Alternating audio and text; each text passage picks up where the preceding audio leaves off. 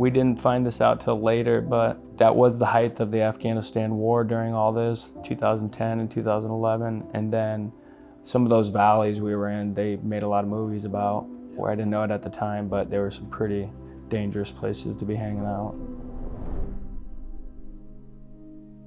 You know, as soldiers, we don't necessarily believe it's going to happen until it does, right? Until you lose. I mean, we are taught that we are the premier, you know, and that really we're going to go in there and just kick ass, right? We're going to just stab bodies. And then when the team that we're supposed to shut out ends up scoring a point, like, oh, you know, and a lot of times, I mean, do you think that you were mentally prepared? No, I would say I don't think I was. I've kind of said before where until we were really in contact over there, I kind of didn't put it all together, and it was my first initial contact that kind of brought it into the light, what I was doing there and what the mission was at hand. And fortunately for me, I was able to kind of put a lot of the emotions aside while I was there. I was able to like numb them out to myself and focus on the mission at hand. I kind of understood the consequences at that point, and we really just focused on what we were doing there. But all that had to go somewhere, so it didn't disappear, the feelings and the emotions. When did you leave Afghanistan?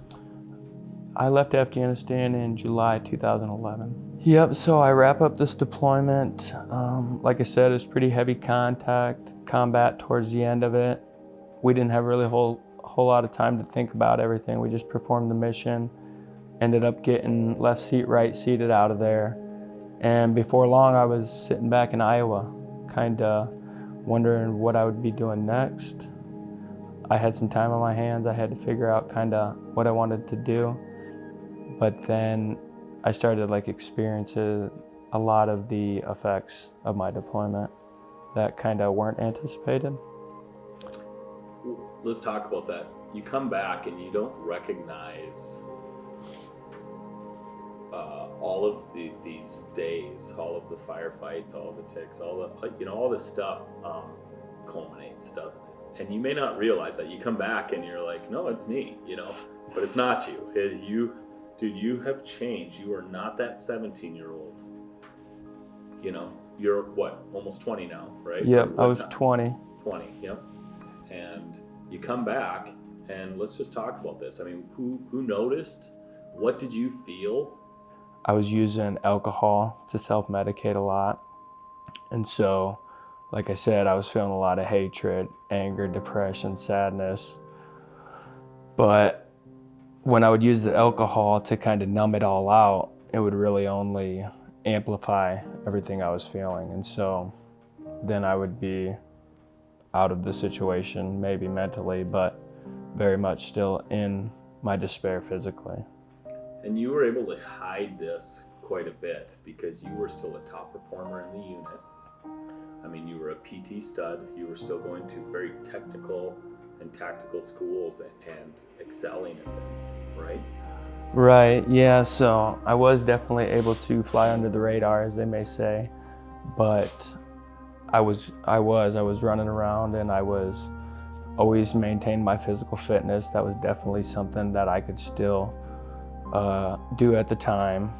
And I was going to a lot of leadership schools, and I, at that point, was a staff sergeant in the Army towards the end of it. And so I even had troops underneath me at the time. And so, yeah, I wanted to remain fit for duty. I loved what I did in the military, and I kind of felt like it was my calling at that point. So keep your shit together on the military side, and whether you realize it or not, you were throwing out the signs that stuff was not good on the civilian side, weren't you? I mean, you were a hot mess, if we were being real honest. As you had kind of mentioned, I was a top performing soldier, and I was trying to lead from the front and do all this that I could, and I looked great in uniform, and I was going to air assault school and different stuff like that, competing for Soldier of the Year, winning a lot of that. But at the same time, I was just living in this darkness where as soon as I would be home, I was trying to drink away the despair and the feelings I was feeling.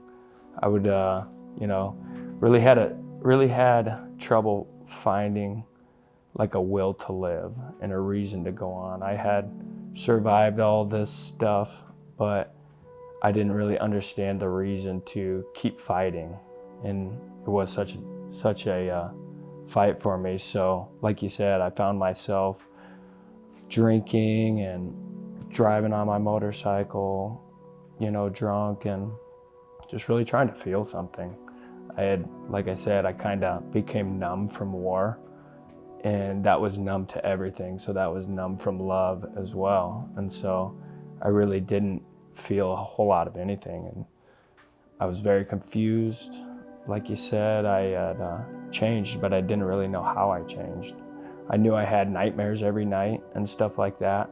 So you definitely can correlate that the things you do and the things you see at war change your brain. And so you get kind of the sense of it. But it took me a few years of struggling to really kind of notice it in myself. A lot of people did see it, and they might have spoken up and brought it up to me. And I was very unapproachable. Like I said, I was very angry. And so if someone were to maybe kind of call out my behavior, I would probably take offense to it and be very angry, maybe hostile to them. And that was just kind of where I was mentally and how I was living. Were there any times during this that scared you? I mean, you find yourself going 160 miles an hour on your bike, right? To try to feel what? The same euphoria. Right, yeah, just really kind of chasing something that we were never really going to feel again. And it wasn't just myself, it was some of my friends as well, but we were just out doing things that were above and beyond what anybody can comprehend, kind of what the law allows or any of it. And it was just, we had been 19 in a war zone and had this insane experience, and now I'm back and I haven't gotten really any instruction on how to adapt back to normal life. But I was 20 years old and I had a crotch rocket and I had my bills paid for a year and I had a furnished apartment. So it really took a lot of that aspect out of it. And so then it was just me left to my thoughts to try and kind of figure it out. And that was when I had fallen into like a real dark place with a lot of suicidal ideation, which eventually led into some suicide attempts.